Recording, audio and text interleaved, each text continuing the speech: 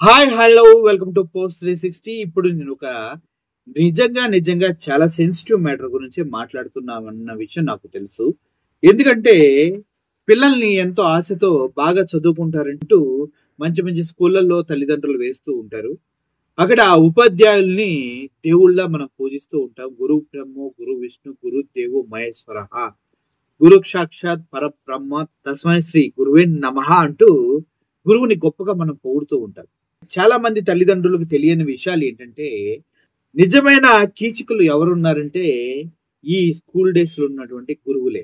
చాలా మంది పిల్లలు మార్కులు తక్కువ వస్తున్నాయని భయపడో, లేదంటే వేరే వేరే ప్రలోభాలకి లోబడో గురువులని నమ్మో వారు చాలా చాలా సన్నిహితంగా గురువులతో మెలుగుతూ ఉంటారు. అదే ఆసరాగా తీసుకొని గురువులు కూడా స్టూడెంట్స్ ని తప్పుడుగా వారు చూస్తూ ఉన్నారు. ఇది నేను చెప్పడమే కాదు, మీరు సర్వే చేసుకున్నా ఏం చేసుకున్నా చాలా మంది ఆడపిల్లలు స్కూల్ డేస్ లోనే వాళ్ళ ఉపాధ్యాయుల ద్వారానే శారీరకంగా ఇబ్బంది పడ్డ సందర్భాలు అనేకము కోకోలలు. వాళ్ళు స్కూల్లో కాకపోతే ట్యూషన్లో కాకపోతే బయట ఎక్కడో ఒకక్కడ ఈ గురువుల చేతిలో ఎంతో కొంత ఇబ్బంది పడిన సందర్భాలు అనేకం ఉంటాయి. ఎందుకంటే నాకే పర్సనల్ గా చాలా స్టోరీస్ తెలుసు కాబట్టి మీతో క్లియర్ గా మాట్లాడాలనుకుంటున్నాను. నిజంగా వారు పిల్లల్ని పిల్లల్లా చూస్తున్నారంటే కొంతమంది గురువులు వారిని అత్యంత హీనంగా వారిని వాడుకొని వదిలేసే విధంగా వారొక ప్రస్తుతానికి టెంపరీగా వాళ్ళ శారీరకమైనటువంటి కోరికలు తీర్చే పిల్లలుగానే చూస్తూ ఉన్నారు. వారికి తెలిసి తెలియని వయసు ఏం చేస్తున్నాడో తెలియక ఎవరికి చెప్పలేక ఆ బాధతో సతమతం అవుతూ ప్రతి నిత్యం నరక వేదన అనుభవిస్తున్న విద్యార్థులు ఎంతో మంది ఉన్నారు. ఎంతో మంది ఉన్నారు. ఈ వాస్తవాలు తల్లిదండ్రులకు చెప్తే వారు నమ్మరు. విద్యార్థులతో షేర్ చేసుకుంటే వారు కూడా అటువంటి పరిస్థితుల్లో ఉంటారు.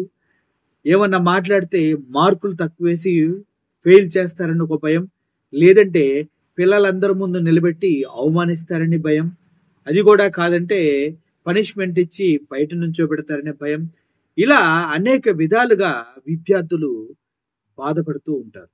అటువంటి బాధలన్నింటినీ తల్లిదండ్రులకు చెప్తే ఈరోజు బయట నుంచోబెట్టామని ప్రోగ్రెస్ కార్డులు మీ అమ్మాయి బాగా చదవట్లేదని తల్లిదండ్రులకు చెప్తారు. ఇలా చాలా విధాల టార్చర్లు చేసి వారిని శారీరకంగా ఇబ్బంది పెట్టే పంతులు చాలా చాలా చాలా చాలా చాలా మంది ఉన్నారు.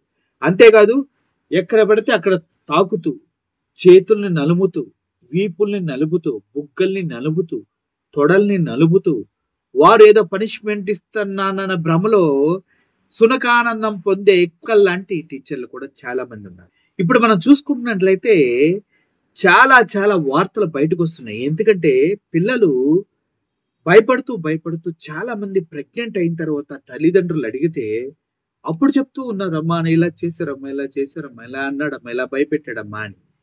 చాలా మంది ఇంటి దగ్గర చెప్తే నీ అంత చూస్తాను బెదిరించి వాళ్ళని వాడుకునేవారు ఉన్నారు. ఇలా ఒక్కసారి ఒకరికి అలవాటు అయిపోతే నిన్నటికి నిన్న చూసినట్లయితే 3 టీచర్లు కలిపి 8వ తరగతి బాలిక పైన తమిళనాడులో ఘోరంగా రేప్ చేసేసారు. ఆ రేప్ చేసి అమ్మాయికి ప్రెగ్నెంట్ చేశారు. ఆ ప్రెగ్నెంట్ వచ్చిన తరుణంలో తల్లిదండ్రులు హాస్పిటల్కి తీసుకెళ్తే అప్పుడు చెప్పింది ఆ అమ్మాయి, నన్ను ఇలా పాడు చేశారమ్మా అని. ఆ స్కూల్ టీచర్ని ఎంత కొట్టినా ఏం చేసినా వేస్ట్. ఎందుకంటే ఇటువంటి వాళ్ళు లక్షల్లో ఉన్నారబ్బా. నిజంగా చెప్పాలంటే లక్షల్లో ఉన్నారు ఇటువంటి బుద్ధి కలిగిన వాళ్ళు. వారందరినీ దేశవ్యాప్తంగా చెప్తున్నారు, లక్షల్లో ఉన్నారు. వీళ్ళందరినీ బుద్ధి చెప్పాలంటే అంత ఈజీ కాదు. గుడ్ టచ్ బ్యాడ్ టచ్ ఏదో నేర్పించి పంపిస్తారు. అది సరిపోదు పిల్లలకి. వాళ్ళకి ధైర్యాన్ని నేర్పించాలి. ధైర్యం, గుడ్ టచ్ బ్యాడ్ టచ్ ఇంటికి వచ్చి చెప్పు అనగానే వాళ్ళు అక్కడ నువ్వు ఇంటికి వెళ్ళి చెప్తావా, రా నీకు మార్కులు తగ్గిస్తా, రా నేను రోడ్డు మీద నిలబెట్టిస్తా, రా పిల్లలందరి మధ్యలో నిన్ను అవమానిస్తా, నా దగ్గర ట్యూషన్కి రావా, ఎలా రావో చూస్తా. ట్యూషన్కి వెళ్తే ఆ ట్యూషన్ ఈవినింగ్ టైంలో జరుగుతుంది, 8 వరకు 9 వరకు. ఆ టైంలో పర్సనల్గా క్లాసెస్ అని చెప్పి వాళ్ళని శారీరకంగా ఇబ్బంది పెట్టే సందర్భాలు బోల్డ్ ఉన్నాయి.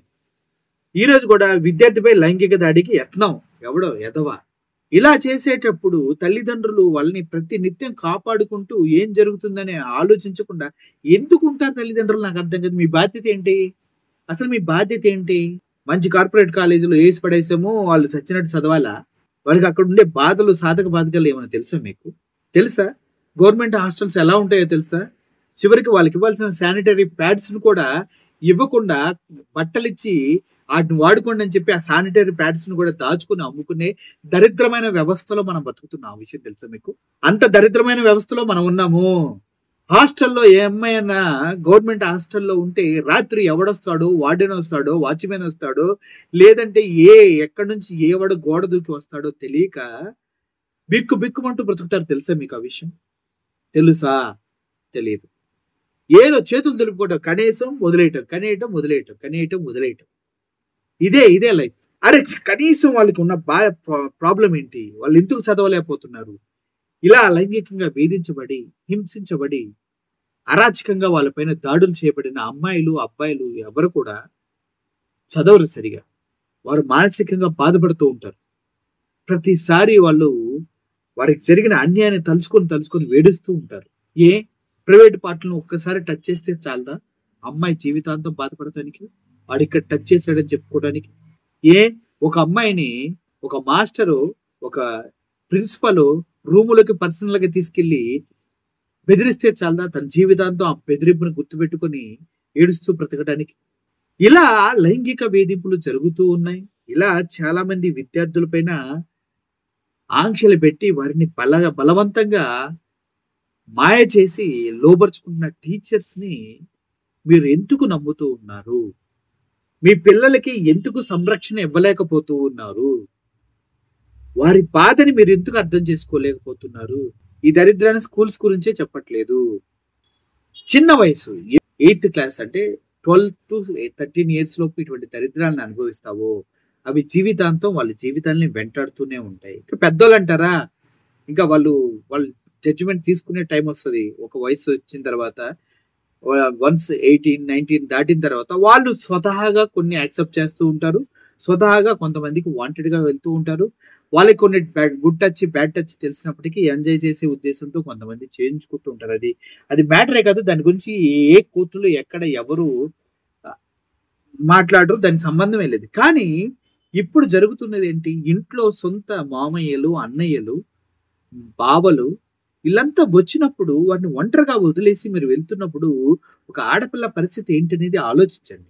చిన్న పెద్ద తేడా లేదు వీళ్ళకి. అర్థం చేసుకోండి. ఈ స్కూల్ టీచర్స్ విద్య చెప్పాల్సిన ప్రతి ఒక్కడు, నాకు తెలిసి 15 సంవత్సరాల క్రితమే టీచర్లు ఆడపిల్లలకి కడుపులు చేసి అబార్షన్ చేసిన స్టోరీస్ తెలుసు నాకు. మీ స్కూల్లో చదువుకునేటప్పుడే. నాకు 5వ తరగతి ఉన్నప్పుడే నాతో పాటు 8వ తరగతి చదివే అమ్మాయిని మా స్కూల్లో టీచరు రూమ్లో తీసుకెళ్లి డోర్ వేసుకొని పిచ్చి పనులు చేయటం తెలుసు నాకు. బయటకు వచ్చి ఆ అమ్మాయి కూడా నవ్వుతూ ఏవో చెర్రీ పళ్ళు తింటూ నవ్వుతూ ఎంజాయ్ చేస్తుంది. అసలు అటువంటి సిచ్యువేషన్స్ ఎలా క్రియేట్ అవుతాయి అనేది నాకు అర్థమే కావట్లేదు. తల్లిదండ్రులు కొద్దిగా ఫోకస్ చేయండి. టీచర్లంతా మంచోళ్ళు కాదు, స్కూల్స్ అన్ని మంచివి కాదు, హాస్టల్స్ అన్ని మంచివి కాదు, బంధువులంతా మంచోళ్ళు కాదు. ఎంతో మంది చెప్పలేక మనసులో వేదన పడుతూ అనునిత్యం మరణిస్తూ బ్రతుకుతూ ఉన్నారు. అర్థం చేసుకోండి మీరు. పైగా దీని తోడు పైన లవ్ గివ్ అంటే కొంచెం ఎదవలం పువ్వులు స్టార్ట్ అవుతారు. వాళ్ళు కూడా వాడుకోవటానికే తప్పించి స్కూల్ డేస్ లో లవ్ ఎప్పుడు కూడా జీవితాంతం ఉండదు. స్కూల్ డేస్ లో 10th తర్వాత డ్రాప్ అంతే, అది కంటిన్యూ అవ్వదు.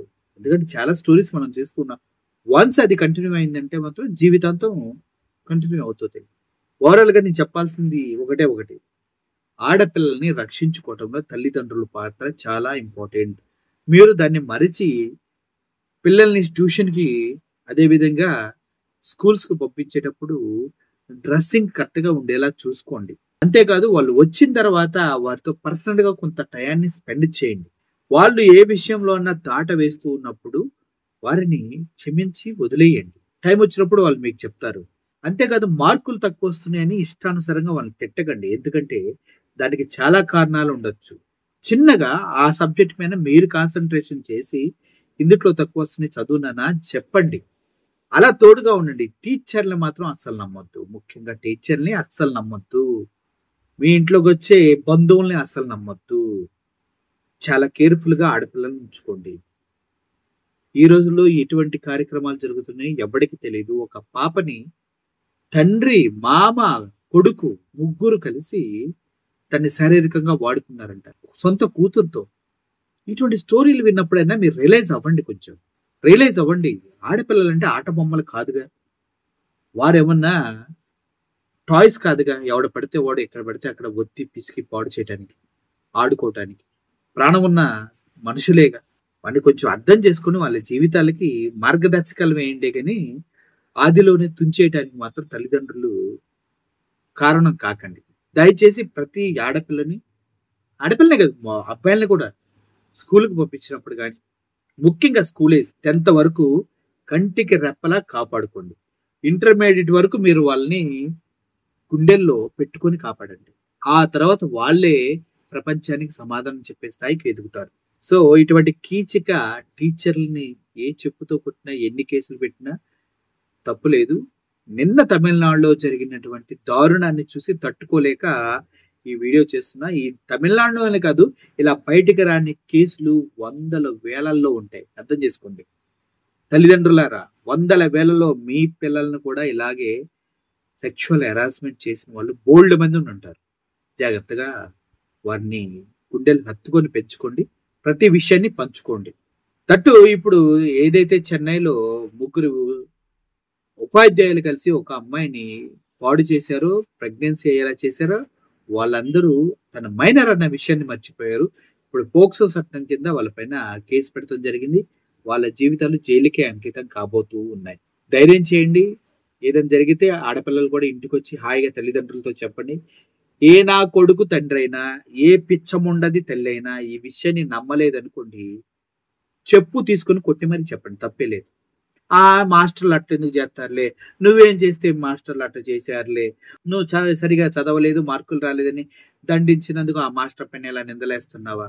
ఇలా సొల్లు లాజికలు తీసే అమ్మల్ని చెప్పులు తీసుకొని కొట్టండి ఫస్ట్.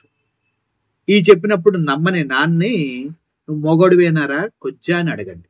అప్పుడు కానీ ఈ సమాజంలో కొద్దిగా ఆడపిల్లలకి స్కూల్ టైంలో రక్షణ దొరుకుతుంది. Thank you for watching this video. ఈ వీడియో పైన మీ ఒపీనియన్ కామెంట్స్ రూపంలో తెలియజేయండి. Thank you so much.